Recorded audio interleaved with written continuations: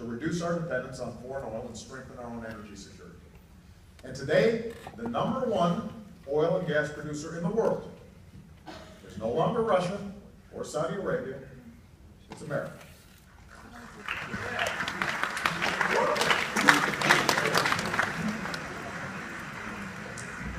For the first time in nearly 2 decades, we now produce more oil than we buy from other countries.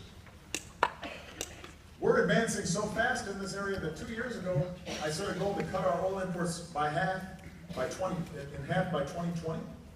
And we will meet that goal this year. 6 years ahead of schedule.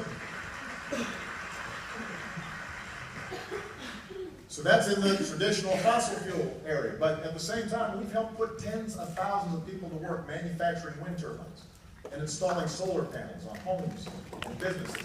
We have the electricity we harvest from the wind. We have increased tenfold what we generate from the sun.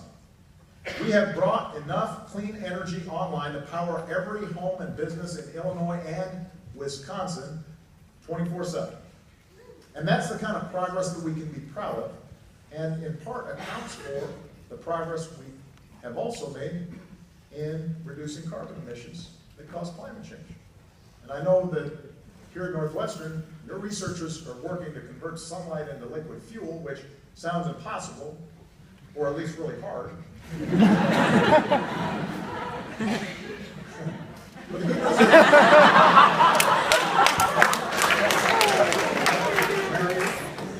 American universities are a pretty good place to start. Meanwhile, our 100-year supply of natural gas is a big factor in drawing jobs back to our shores. Many are in manufacturing, which produce the quintessential middle-class job. During the last decade, it was widely accepted that American manufacturing was in irreversible decline. And just 6 years ago, its crown jewel, the American auto industry, could not survive on its own. With the help of folks like Jan and Dick and Mike Quigley and others, we helped our automakers restructure and retool. Today, they're building and selling new cars at the fastest rate in 8 years. We invested in new plants, new technologies, new high-tech hubs like the Digital Manufacturing and Design Institute that Northwestern has partnered with in Chicago. Today, American manufacturing has added more than 700,000 new jobs. It's growing almost twice as fast as the rest of the economy. And more than half of all manufacturing executives have said they are actively looking at bringing jobs back from China. To many of the middle class, the last decade was defined by outsourcing good jobs overseas. If we keep up these investments, we can define this decade by what's known as insourcing, with new factories now opening their doors here in America at the fastest pace in decades. And in the process, we've also worked to grow American exports and open new markets, knock down barriers to trade, because businesses that export tend to have better paying jobs. So today, our businesses sell more goods and services made in America to the rest of the world than ever before. Ever. And that's progress we can be proud of. Now, we also know that many of these manufacturing jobs have changed. You're not just punching in and pounding rivets anymore. You're coding computers. You're guiding robots. You're mastering 3D printing. These jobs require some higher education or technical training. And that's why the second cornerstone of the new foundation we've been building is making sure our children are prepared and our workers are prepared to fill the jobs of the future. America thrived in the 20th century because we made high school free. We sent a generation to college. We cultivated the most educated workforce in the world. But it didn't take long for other countries to look at our policies and caught on to the secret of our success. So they set out to educate their kids too, so they could outcompete our kids.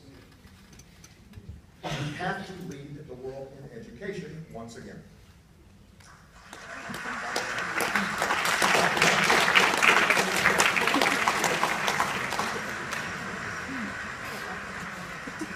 That's why we launched a Race to the Top in our schools, trained thousands of math and science teachers, supported states that raised standards for learning.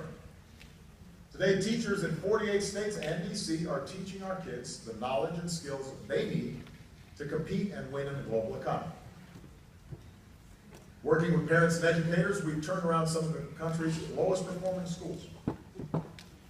We're on our way to connecting 99% of students to high-speed internet, making sure every child at every seat has the best technology for learning. And so, look, let's face it, some of these changes are hard. Sometimes they cause controversy.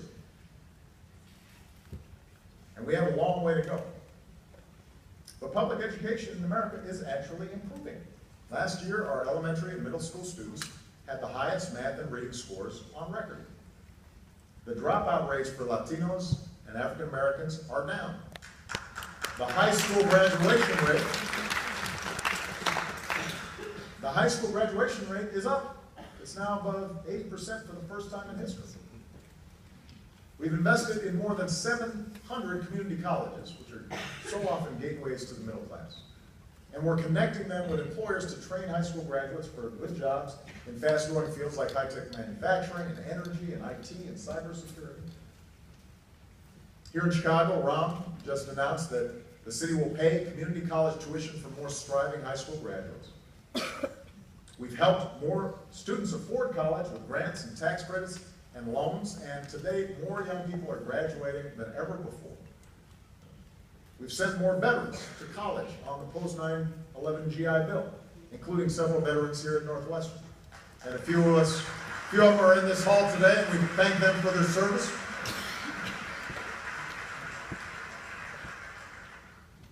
So we've made progress on manufacturing and creating good jobs. We made progress on education. Of course, even if you have the right education, for decades, one of the things that made it harder for families to make ends meet and businesses to grow was the high cost of health care. And so the third cornerstone had to be health care reform. In the decade before the Affordable Care Act, aka Obamacare,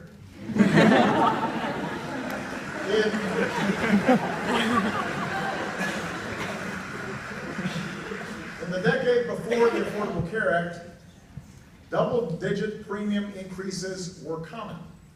CEOs called them one of the biggest challenges to their competitiveness.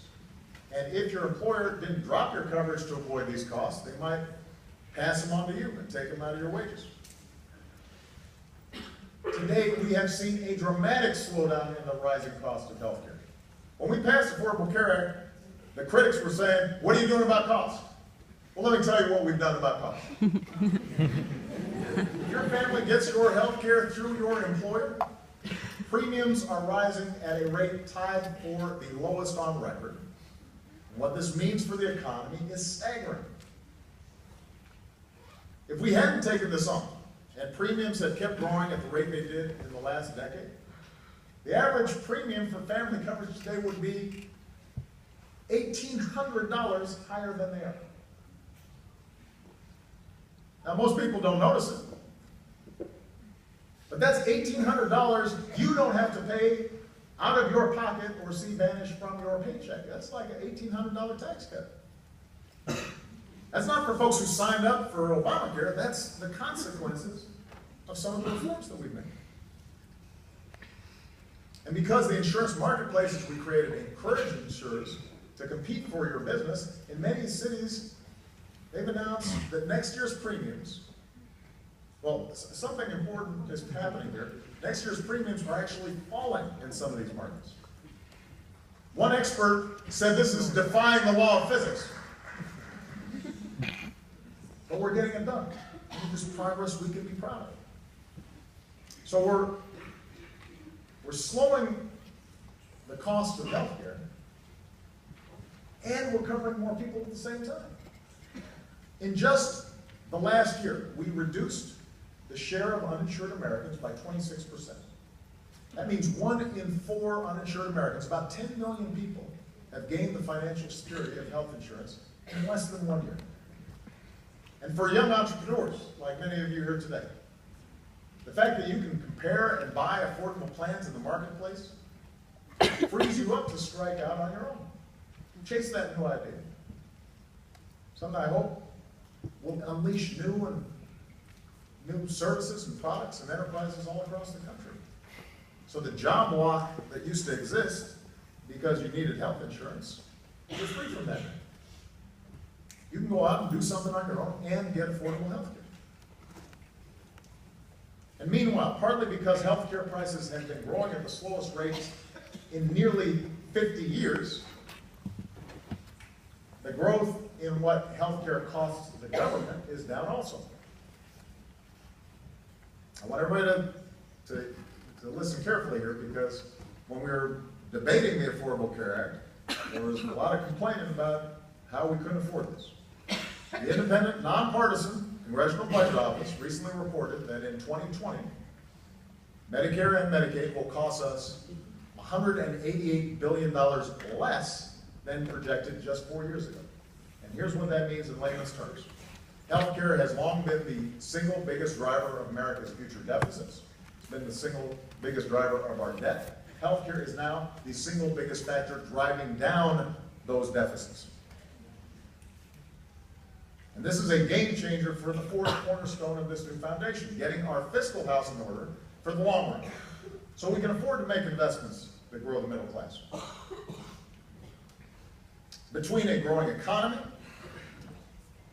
some prudent spending cuts, healthcare reform, and asking the wealthiest Americans to pay a little bit more on their taxes, over the past 5 years, we've cut our deficits by more than half.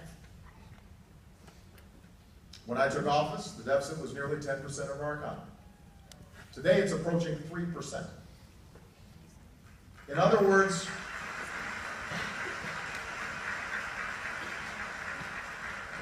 we can shore up America's long-term finances without falling back into the mindless austerity or manufacturing crises or trying to find excuses to slash benefits to seniors that dominated Washington budget debates for so long.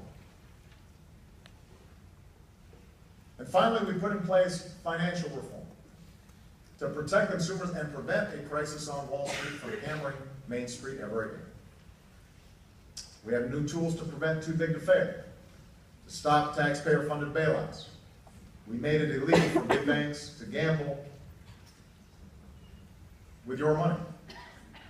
We established the first ever consumer watchdog to protect consumers from irresponsible lending or credit card practices. We secured billions of dollars in relief for consumers who get taken advantage of. Working with state's attorneys general like Lisa Madigan, we've seen industry practices changing. Now, an argument you'll hear oftentimes from critics is that the way to grow the economy is just to get rid of regulations. Free folks up from the oppressive hand of the government. And you know what turns out? Truth be told, there are still some kind of dopey regulations on the books. There are regulations that are outdated or are no longer serving a useful purpose. And we have scrubbed the laws out there and identified hundreds that are outdated, that don't help our economy, that don't make sense. And we're saving businesses billions of dollars by gradually eliminating those unnecessary regulations. But you have to contrast that with rules that discourage a casino-style mentality on Wall Street, or rules that protect the basic safety of workers on the job, or rules that safeguard the air our children breathe and keep mercury or arsenic out of our water supply. These don't just have economic benefits. These are rules that save lives and protect families. And I'll always stand up for those, and they're good for our economy. So here's the bottom line. For all the work that remains, for all the citizens that we still need to reach, what I want people to know is that there are some really good things happening in America.